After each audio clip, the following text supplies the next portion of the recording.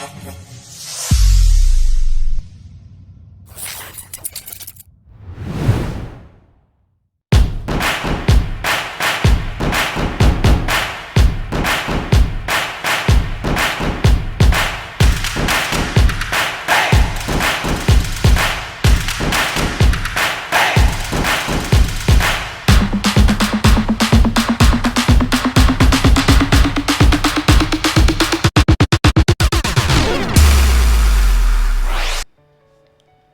assalamualaikum. Saya Upia Isil, berprofesi sebagai penyanyi, pencipta lagu, dan pemain film yang berasal dari Minang.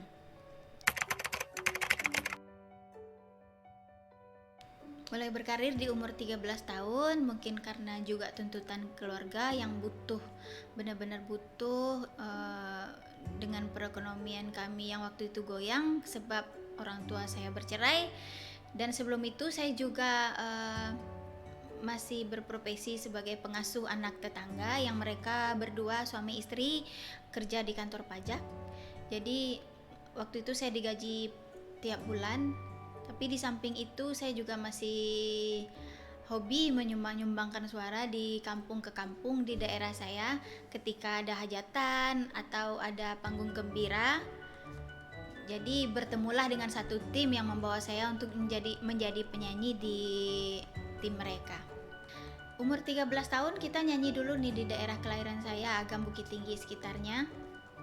2 tahun setelah itu ada tawaran untuk saya mengisi acara di Maninjau, sebab di Bukit Tinggi waktu itu kan honor masih 15.000. Jadi saya rasa tidak tercukupilah kebutuhan keluarga kami.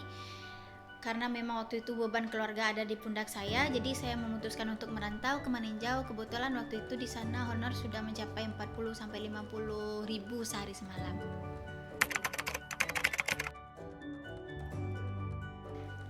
Waktu orang tua bercerai, saya sempat terhenti sekolahnya. Saya nggak masuk ke SMP, tapi saya masih ikut paket sambil menyanyi. Saya ikut paket B waktu itu.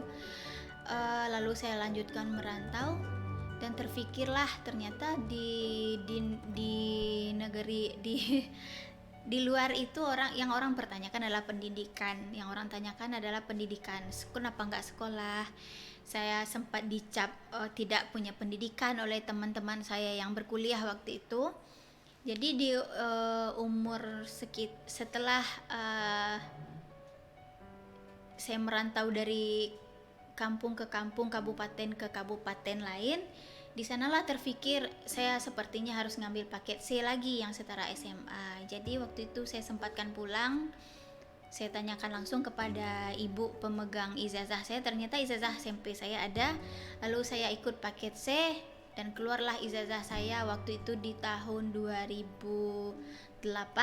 Saya lanjutkan pendidikan ke salah satu kampus kesehatan di Kota Padang. Kenapa saya memilih kampus kesehatan? Karena saya suka mensosialisasikan diri dengan orang banyak. Saya suka dengan kegiatan membantu orang banyak. Saya suka sekali dengan pekerjaan di bidang-bidang kesehatan. Saya suka.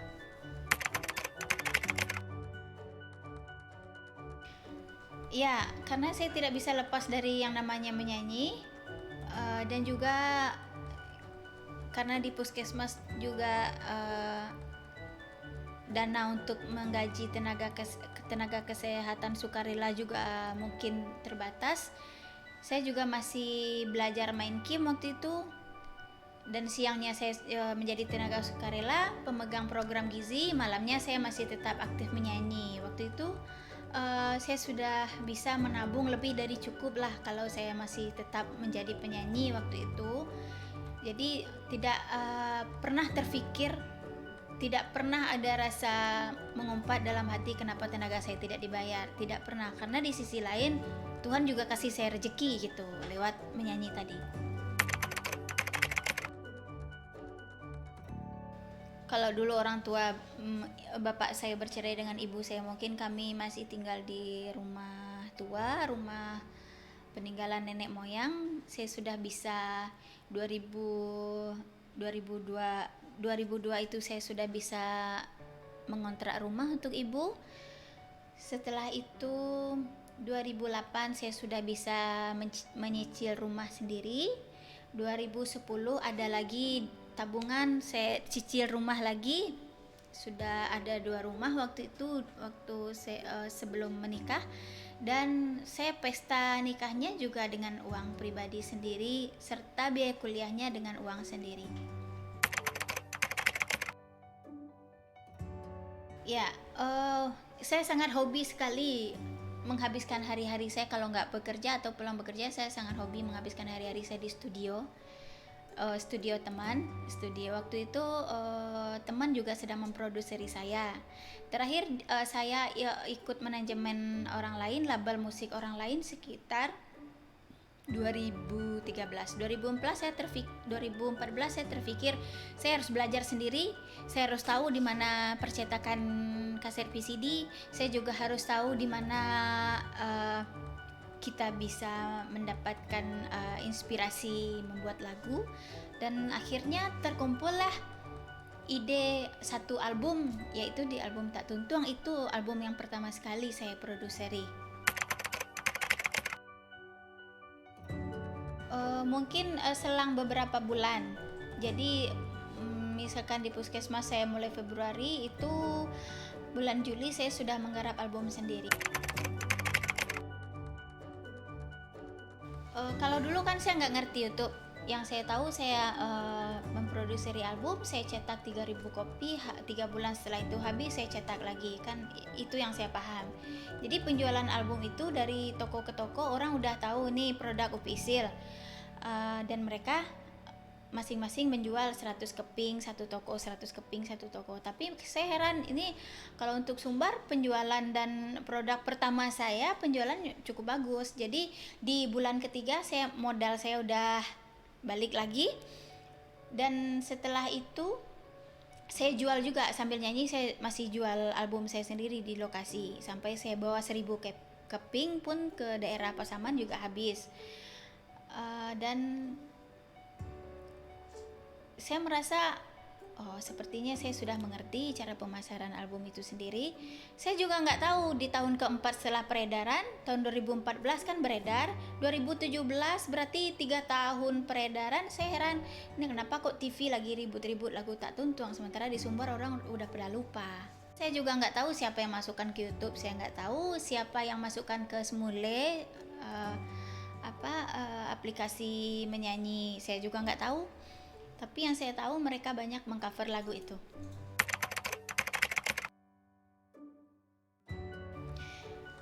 Waktu viralnya itu kita satu puskesmas itu kita lagi nonton tuh berita di Trans 7 dan TV-TV lainnya, kok banyak yang suka dengan lagu Upisil. Jadi sedihnya gini, kok perasaan gak enak gitu. Kita kan masih pergi ke posyandu di tiap-tiap kampung yang di bawah pantauan puskesmas tempat kita bekerja. Saya masih pergi posyandu, saya masih pergi suntik untuk anak-anak SD. Saya jadi bingung nih, perasaan gak enak. Kayaknya saya gak akan lama di puskesmas gitu. Jadi 3 hari lamanya saya nangis karena dapat telepon, dapat DM di Instagram, bisakah saya ke Malaysia? Mereka nanya seperti itu, ngapain ke Malaysia gitu. Terus mereka minta kontak WA, saya kasih. Saya udah konfirmasi juga sama mereka, saya nggak bisa meninggalkan pekerjaan saya karena 3 bulan 2017 itu September mereka ngontak saya, 2018 itu surat kontrak saya sebagai staf kontrak di puskesmas keluar gitu. Saya milih yang mana? Jadi bingung, saya harus milih ke luar negeri dengan tampil di TV atau mempertahankan pekerjaan yang saya impikan selama ini, yaitu kerja di puskesmas gitu kan. Apakah saya memilih viral saya pertahankan, atau saya memilih untuk memperjuangkan gaji saya gitu. Kalau kan tahun berikutnya sudah ada gaji tuh kalau kita sudah kontrak, saya sudah jadi pegawai kontrak. Jadi saya bingung. Waktu itu sempat curhat sama salah satu dokter di puskesmas, dan beliau bilang, karena beliau usianya masih muda dari saya, beliau bilang, kalau Kak Ica punya ide, Kak Isil ambil aja ke Malaysia, sebab kesempatan gak datang 2 kali. Terus saya pikir, tapi impian saya kan memang bekerja di puskesmas. Impian saya kan memang menjadi tenaga kesehatan, kenapa saya harus pergi.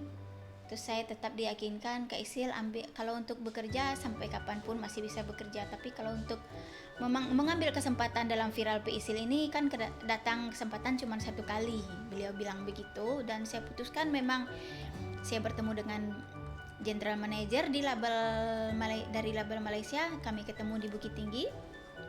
Saya leletkan waktu datang karena saya masih berpikir, waktu itu mobil yang saya kendarai juga bannya bocor. Saya antara iya dan tidak menerima apa tawaran mereka. Akhirnya mereka bilang, ini uang muka untuk biaya kamu, tolong kabari kami jika kamu siap untuk dijemput. Mereka bilang begitu, dan akhirnya saya bawa uangnya, saya antar ke ibu pulang. Ibu bilang ya udah berangkat aja.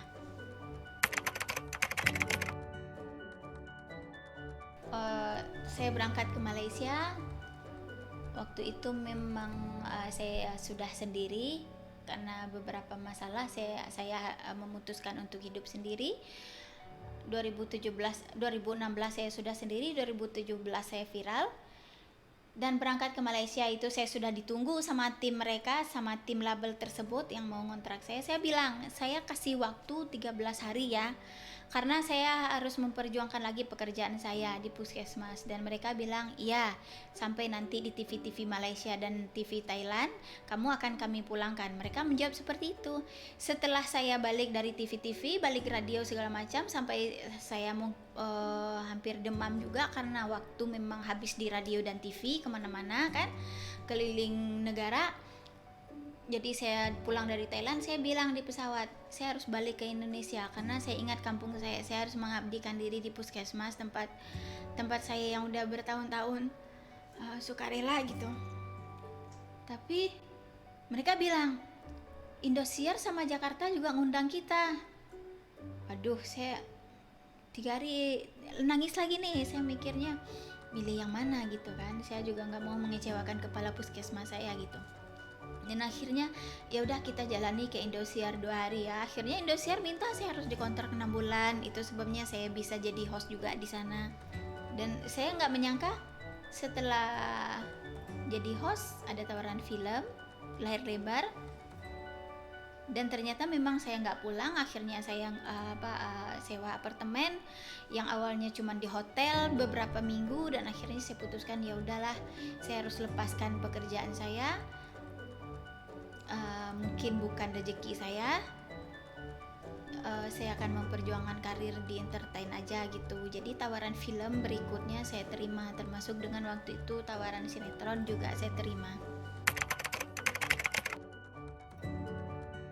Kalau album yang di label orang lain sampai di 2014 dulu sudah terkumpul memang sekitar 18 album.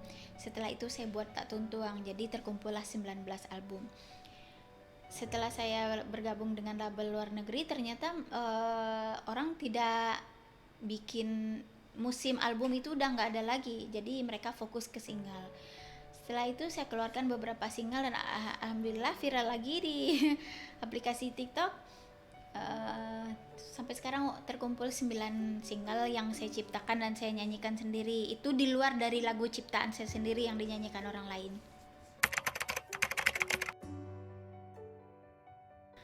Kalau yang di TikTok kemarin ada yang viral kamera palsu. Habis itu judulnya Halah-Halahai. Tema lagunya kalau Halah-Halahai itu, uang bukan segalanya tapi segala butuh uang. Jadi laki-laki harus bekerja, jangan modal tampang aja gitu.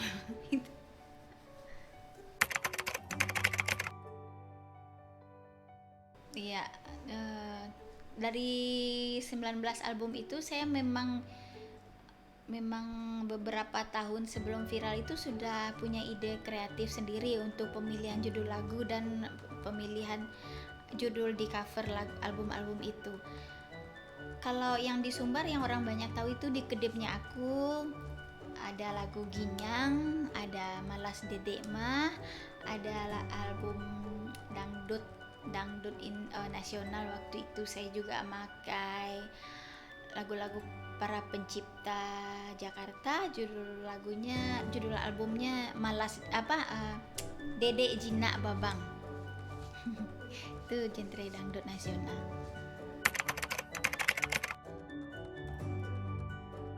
Saya bikin lagu kalau nggak ada masalah nggak bisa bikin lagu. Jadi kenapa saya putuskan waktu itu untuk hidup sendiri, karena banyaknya pengalaman pahit berumah tangga. Jadi terciptalah satu album waktu itu, Ayam atau Dia Puih Urang. Itu album pop Minang. Jadi sejak saat itu saya mikir ternyata laku juga gitu lagu yang saya ciptakan, walaupun saya sebenarnya nggak bisa main musik kan. Jadi nada-nada dan lirik itu terfikir dan tercipta sendiri di luar perencanaan saya. Sudah jadi produser sendiri, dan saya kemarin baru buka UP Sil Talenta, itu yang mengorbitkan anak-anak muda di Sumatera Barat. Itu terbuka untuk kalangan umum, umurnya tidak dibatasi dan genrenya juga tidak dibatasi.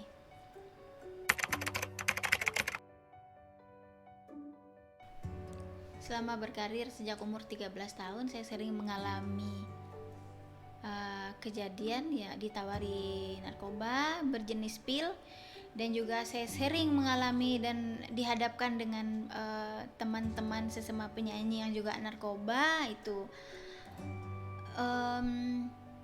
Jadi memang kalau dulu mereka mungkin tidak, ada beberapa yang mengajak saya, ada yang tidak, karena mereka sadar saya masih kecil gitu. Di umur 13 tahun sampai 14 tahun itu masih aman, 13 sampai 15 masih aman. Di umur 16 tahun saya sudah mulai ngeri-ngeri sedap tuh, karena mereka di samping saya gitu, mereka konsumsinya di samping saya. Jadi ketika alat musik mati, udah selesai manggung, itu pengaruh pil kan masih mereka rasain. Jadi mereka harus pakai handsfree untuk mendengarkan musik DJ. Di situ saya menilai berarti ini ada ketergantungan, jadinya harus mendengarkan musik terus gitu, dan jantung mereka juga nggak karu-karuan gitu. Itu yang saya lihat.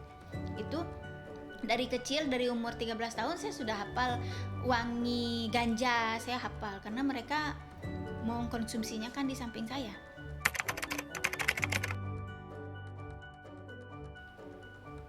Kalau ganja enggak kan, kalau ganja kan rokok. Nah, tapi yang sering ditawari itu pil kayak ekstasi gitu. Saya juga tahu warnanya ada warna pink dan hijau. Karena saya lihat sendiri kan. Saya ditawari begini gitu. Ada duit nggak nih, ada gitu, ada yang gratis juga sih yang ditawarin kan. Saya tahu nih, pertama gratis, kalau besok kan pasti beli. Saya mikir daripada saya beli, daripada hidup saya pakai untuk kebiasaan yang akan menghabiskan uang, mending beli beras buat ibu saya gitu.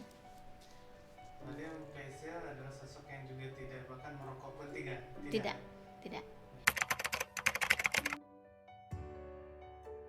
Saya tidak merokok karena saya tidak memandang buruk kepada perempuan atau orang yang merokok, enggak.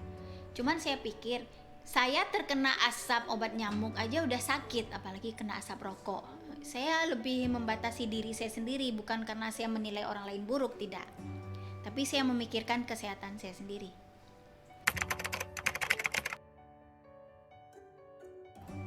Cara saya menanggapi kalau mereka menawarkan, saya paling juga maaf kak, nggak biasa gitu. Tapi kebanyakan teman-teman kalau kita nggak minta, mereka nggak akan kasih. Mereka juga tahu diri, nggak memaksa kita gitu. Justru kadang-kadang kalau mereka lagi minum, lagi pengen mabuk, saya pasti disuruh, udahlah si Isil suruh tidur gitu. Isil suruh tidur, pajak ketik kok manga satu lo betanggang gitu. Mereka lebih melindungi saya sih, karena mereka tahu saya nggak akan mau gitu.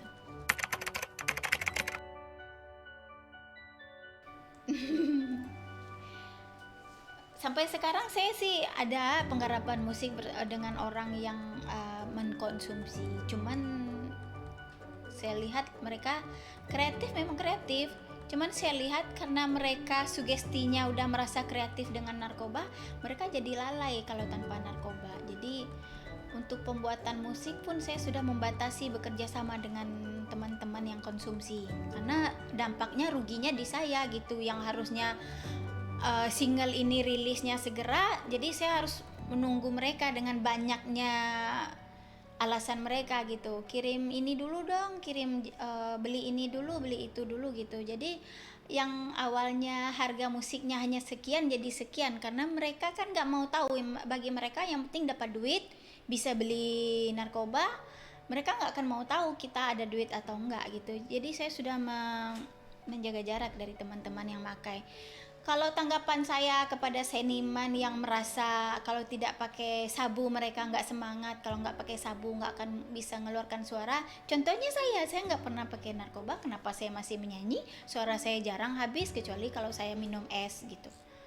Jadi saya mikirnya banyak alasan ya, banyak alasan untuk membela diri bagi mereka yang mengkonsumsi narkoba.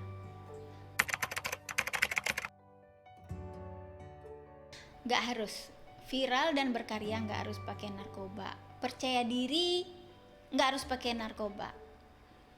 Toh justru sebelum mereka tahu narkoba kan mereka juga masih bisa tampil. Jadi saya merasa kok memang tipikal pengguna narkoba itu seperti itu.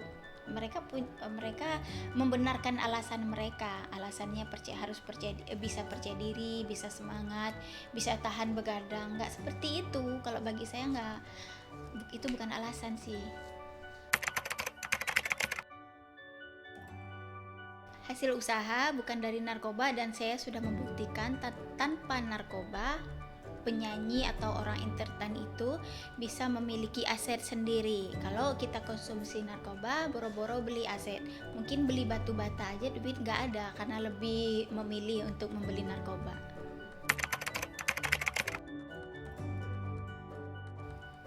Alasannya saya kembali mengingat masa-masa sulit dengan perekonomian keluarga dulu, yang sempat memang kami kalau beli minyak goreng aja susahnya minta ampun, sampai kami juga harus bakar ikan asin untuk makan karena nggak ada duit untuk beli minyak goreng. Saya pikirnya ke situ gitu. Saya ingat masa susah saya ingat masa lalu saya ingat masa kecil saya susahnya bagaimana. Jadi untuk apa saya ikut tren yang nggak karu-karuan gitu. Dan saya juga selama merantau sendiri, saya juga belajar sendiri dari lingkungan saya bahwasanya hal-hal yang tidak baik itu akan menghancurkan diri sendiri. Jadi ibu saya pernah bilang, merantaulah tapi jangan sampai merusak diri, karena merusak diri juga akan merugikan nama baik keluarga juga. Itu yang saya pikir yang penting bagi saya.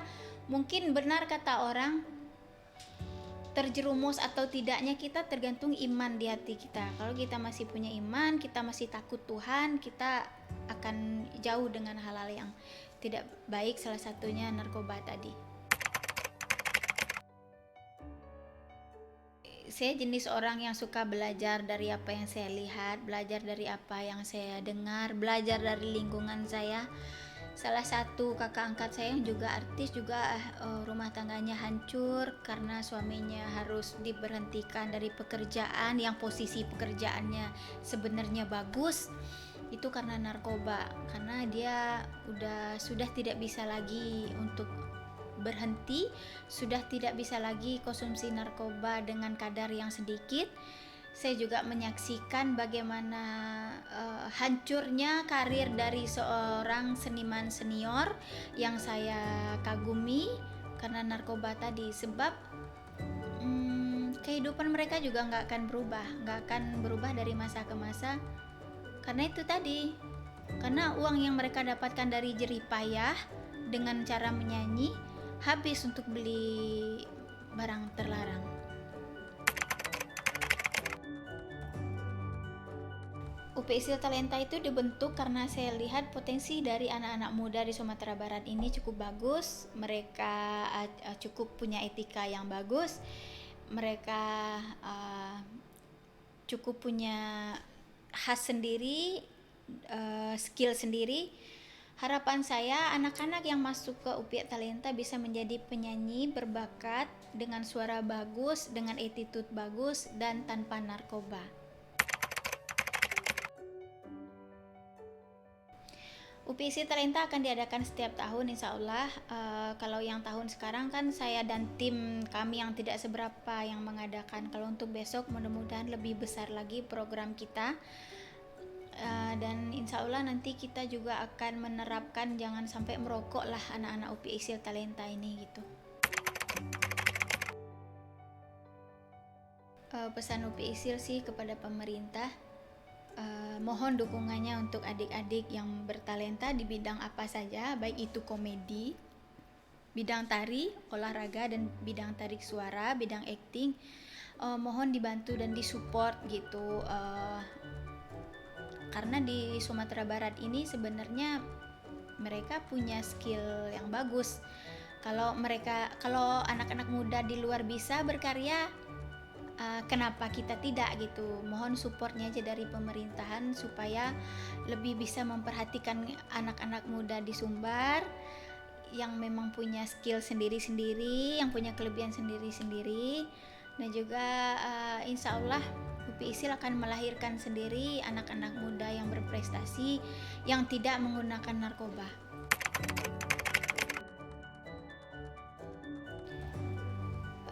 Seniman itu kan umurnya terbatas, kita tidak punya pensiunan. Jadi selagi muda, selagi kita masih bisa berkarya, selagi masih ada penggemar, manfaatkanlah hasil usaha dan hasil jerih payah kita untuk sesuatu yang bermanfaat untuk hari tua kita. Kalau kita habiskan untuk mengkonsumsi narkoba atau membeli narkoba, UPI Isil rasa tidak akan cukup. Karena jika kita tidak punya pensiunan, nanti pada usia senja kita tidak lagi menjadi seorang entertain. Apakah tidak menyesal di usia senja setelah sekian puluh tahun menjadi penyanyi kita belum bisa menghasilkan apa-apa?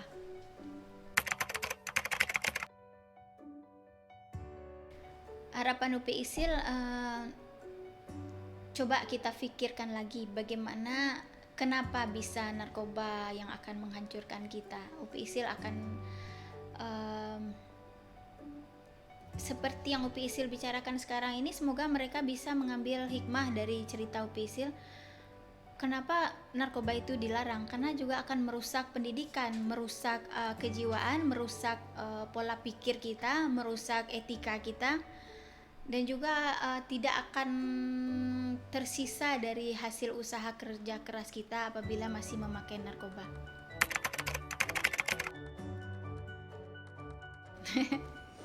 UPI Isil nggak nyangka dikasih penghargaan. Padahal awal mulanya UPI Isil hanya beranggapan kalau dulu UPI Isil bisa mensukarelakan diri di puskesmas, apa salahnya UPI Isil mensukarelakan diri di bidang sosialisasi terhadap pencegahan narkoba. Dan kalau memang dikasih penghargaan, UPI Isil bahagia sekali, senang sekali. Mudah-mudahan dengan waktu UPI Isil yang sibuk di usaha, sibuk di karir, UPI Isil masih akan, insya Allah masih akan tetap meluangkan waktu untuk membantu BNN.